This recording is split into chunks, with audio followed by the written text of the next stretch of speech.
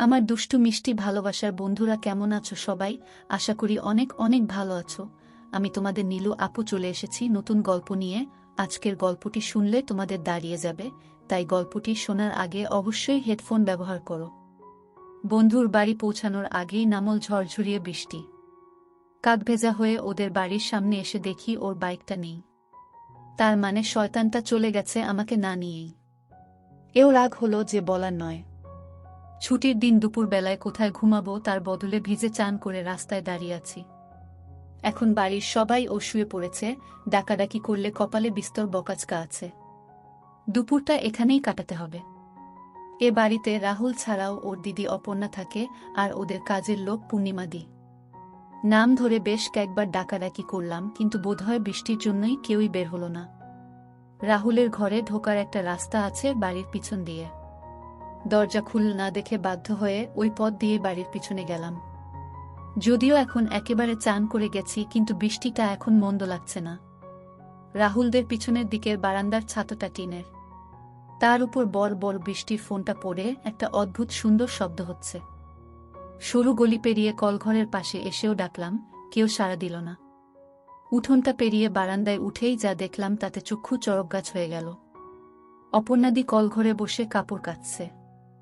বৃষ্টি আর কলের জলের শব্দে বোধহয় আমার গলা শুনতে পায়নি। একটা সুতোও নেই, জুড়ে বিন্দু বিন্দু জলের ফোঁটা। ভেজা চুল ছড়িয়ে আছে পিঠময়। কয়েক মুহূর্তের দেখা, কিন্তু তাতেও লাল সুতোর মাদুলি আর পায়ের কালো চুলের রাশি আমার চোখ এড়াল না। হঠাৎই অপর্ণাদির চোখ পড়ল আমার উপর। বিটু, কি করছিস এখানে? লাফিয়ে উঠে আড়ালে চলে গেল অপর্ণাদি। আমি চোখ নামিয়ে নিলাম। আমি এখনই এসেছি। আমি অনেকবার ডাকলাম, কেউ সাড়া দিল না, তাই গলা কাঁপছে আমার। ওখানে দাঁড়িয়ে আছিস কেন? ভিতরে চলে যা। আমি পুরো ভিজে গেছি অপুদি। তাতে কি? জামা প্যান্টটা ওখানে ছেড়ে ভিতরে যা। ঘরে তোয়ালে আছে, নিয়ে নে। ভয় নেই, ভিতরে কেউ নেই। একটা কথা ছিল। কি? আমি একবার ভিতরে আসব। সারা গায়ে ধুলো লেগে আছে। আয়। কিছুক্ষণ চুপ করে অপর্ণাদি বলল। আমি আস্তে আস্তে কলঘরে ঢুকলাম মাথা নিচু করে। চৌবাচ্চা থেকে জল নিয়ে ঝাপটা মারলাম মুখে। তারপর ঘুরে বেরিয়ে আসার মুখে অপর্ণাদির গলা শুনলাম। ও কি হলো? ভালো করে ধুয়ে নে গা হাত পা। এখানেই ছেড়ে রাখো। আমি ধুয়ে দিচ্ছি। এবার যেন অজান্তেই তাকিয়ে ফেললাম অপুদির দিকে। একটা ভেজা আগেকার ঢাকা। তাতে ঢেকেছে বটে, কিন্তু আকর্ষণ বেড়ে গেছে কয়েক গুণ। ভেজার কারণে আরও স্পষ্ট হয়ে উঠেছে কি হলো। তাড়াতাড়ি কর বিল্টু। কতক্ষণ এভাবে দাঁড়িয়ে থাকব? আমি মাথা নিচু করে শার্ট আর গেঞ্জি খুলে মেঝেতে রেখে বেরিয়ে আসতে যাব, এমন সময় আবার অপুদি বলে উঠল, ছেড়ে রেখে বেরিয়ে যা। আমি পিছন ফিরে আছি। অপুদি সত্যি পিছন ফিরল কিনা তা দেখার আর সাহস হল না। কোনো রকমে তা থেকে নামানোর সময় আর এক বিপত্তি ঘটল। বৃষ্টিতে গায়ের সঙ্গে আটকে থাকা নেমে গেল। তাড়াতাড়ি সেটা তলার আগেই পিছনে খিলখিলিয়ে উঠল অপুদি। বেশ বুঝলাম তার সততা। শোধ তুললে? আচমকাই মুখ ফসকে বেরিয়ে গেল কথাটা। বেশ করেছি, যা পালা। অপর্ণাদির গলার স্বরে একটা মজার আভাস পেলাম। ভয় আর শিরশিরানিটা একটু কাটল। নিজেই নিজেকে প্রশ্ন করলাম, তাহলে কি অপর্ণাদি ইচ্ছা করেই এখানে ঢুকতে দিল আমাকে?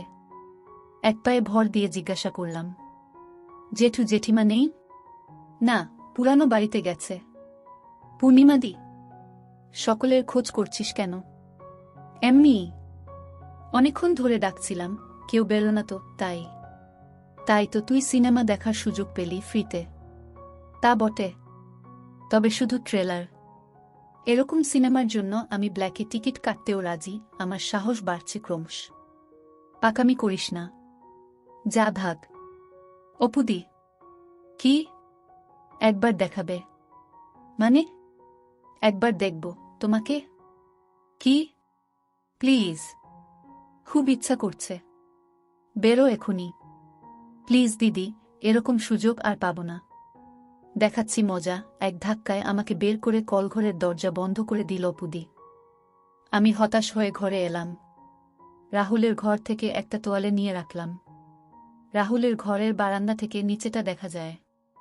এখানে বসে বেশ কয়েকবার আড়াল থেকে আমরা পূর্ণিমাদির পানি বের করা দেখেছি। বারান্দায় সরে এসে নিচের দিকে তাকিয়ে রইলাম। মিনিট 10 পরেই স্নান সেরে বেরোল অপর্ণাদি। পরে গামছা ছাড়া আর কিছু নেই। ওইভাবেই উঠোন পেরিয়ে পিছনের দিকের দরজাটা বন্ধ করে উপরে উঠে এলো। আয়নার সামনে নিচু টুলে বসল অপুদি। আমি পাউডারের কৌটো থেকে হাতের তালুতে পাউডার ঢাললাম, তারপর অপুদির পিঠে দিলাম। আমি আস্তে আস্তে হাতটা নামালাম। তোয়ালেতে আটকে যাচ্ছে অপুদি। অপুদি কিছু না বলে তোয়ালের গিঁটটা খুলে দিল। তারপর আমাকে ঠেলে সরিয়ে উঠে দাঁড়াতেই তোয়ালেটা শুকনো পাতার মতো খসে পড়ল। দেখবি বলছিলি না? দেখ। কি দেখবি?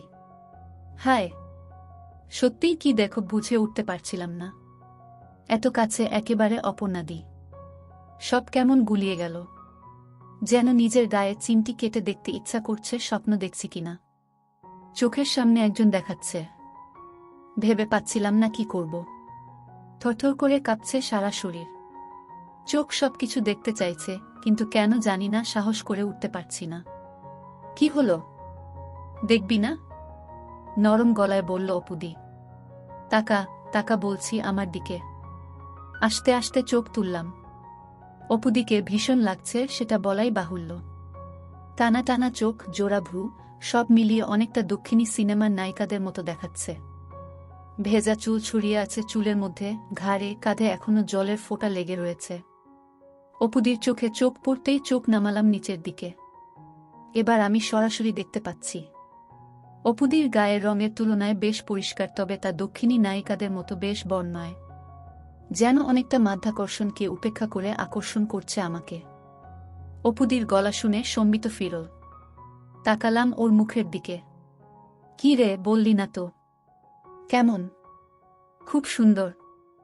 একটু ধরব? পারমিশন নিচ্ছিস? যদি দাও। আমার মাথার চুল ধরে অপুদি বলল, ওরে বাদর, ধর, যা খুশি কর। বুঝিস না নাকি কিছু? আমি আর থাকতে না পেরে 2 হাতে দুটো ধরলাম।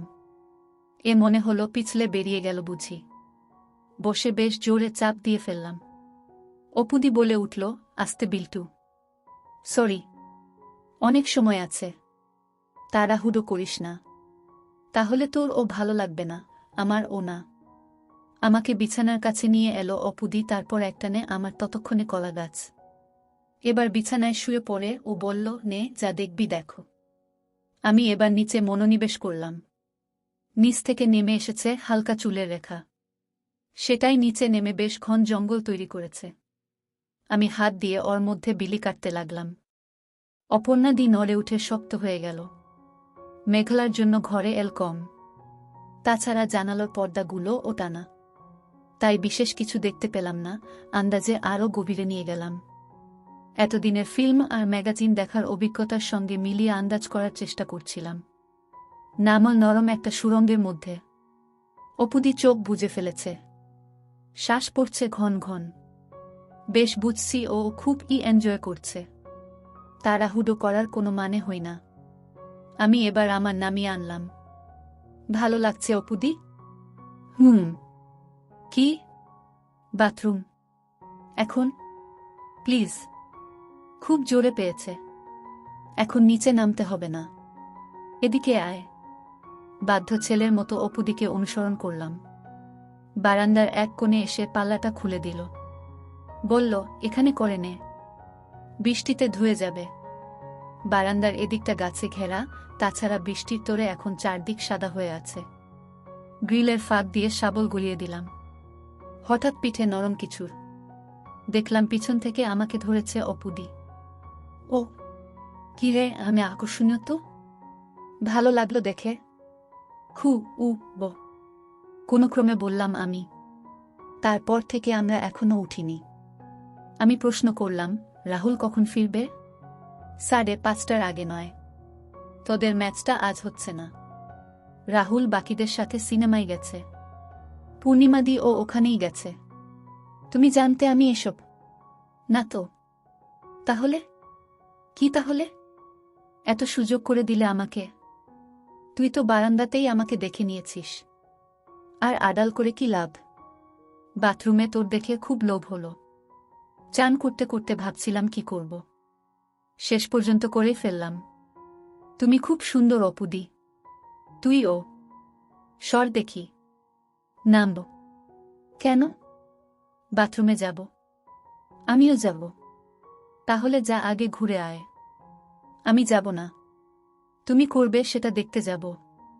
ভ্যাট। যাবই, তুমি তো আমারটা দেখলে। না, আমি দেখব না। অনেক অনুরোধ ও শেষ পর্যন্ত রাজি করলাম অপুদিকে। বাথরুমে আলো জ্বালিয়ে ও আমার মুখোমুখি বসল। তারপর চোখ বন্ধ করে কাজ করতে শুরু করল। ওর পায়ের ফাঁকের কালো জঙ্গলের মধ্য থেকে জলের ধারা বেরিয়ে এলো, প্রথমে অল্প, তারপর কলকলিয়ে। অপুদি। কি? চান করবে একসাথে? করব, তবে আজ না। অন্যদিন। তুই ওপরে যা, আমি আসছি। যাক, তাহলে ভবিষ্যতেও সুযোগ আছে। এটুকু নিয়ে আবার উপরে উঠে এলাম আমি। দ্বিতীয় সুযোগটাও আচমকাই এলো। 2 দিন আগে অপুদি হঠাৎ আমার বাড়ি এসে হাজির। সোজাসুজি একেবারে মার কাছে। আমি প্রথমে একটু ভয়ই পেয়েছিলাম। তারপর আড়ি পেতে দুজনের কথা শুনলাম। সেকিরে, কবে হলো? কাল রাতে ফোন এসেছিল। সকালেই মা, বাবা আর ভাই চলে গেছে। একেবারে হঠাৎ তো। তা বটে। বাড়ি তো আর ফাঁকা রাখা যাবে না। তাছাড়া আমার টিউশনগুলোও আছে। তাই আমাকে থাকতেই হলো। তুমি একটু বিল্টুকে বলো, ওর খুব অসুবিধা না হলে যেন এই 3 দিন যদি রাতটুকু আমাদের বাড়িতে গিয়ে থাকে। অসুবিধা আবার কিসে? দিনরাত আড্ডা মেরে বেড়াচ্ছে। ওকে কি আমি একবার জিজ্ঞাসা করব? না না, তোকে কিছু জিজ্ঞাসা করতে হবে না। ও যাবে। তাহলে বলো রাতের খাওয়াটা আমার সাথেই খেয়ে নেবে। আমাদের তো রান্নার লোক করে দিয়ে যায়, অসুবিধা হবে না। ঠিক আছে। আসি তাহলে। সে কি? কিছু খাবি না? না গো, একটা ব্যাচ বসিয়ে এসেছি। রিক্সা দাঁড়িয়ে আছে। যা তাহলে, সাবধানে যাস। অপুদি বেরোনোর আগেই আমি এক দৌড়ে নিচে নেমে এলাম। অপুদি যাবার সময় আমার দিকে মুচকি হেসে বেরিয়ে গেল। আমিও হাসলাম। মায়ের হুকুম অনুযায়ী রাত 8টা নাগাদ সাইকেল নিয়ে রাহুলদের বাড়ির দিকে রওনা দিলাম। অবশ্য যাবার আগে একটু কপট আপত্তিও করেছি। আমাকে কেন? ধুর, অন্যের বাড়ি রাতে থাকতে ভালো লাগে না। এইসব আর কি। কিন্তু মা বলল, একটা মেয়ে বাড়িতে একা থাকবে। তোর কি কোনো কাণ্ডজ্ঞান নেই? আপত্তি না বাড়িয়ে আমি বেরিয়ে এলাম। পৌঁছাতে 5 মিনিটের বেশি লাগল না। অপুদি দোতলার বারান্দায় দাঁড়িয়েছিল। আমায় দেখে নিচে নেমে এসে দরজা খুলল।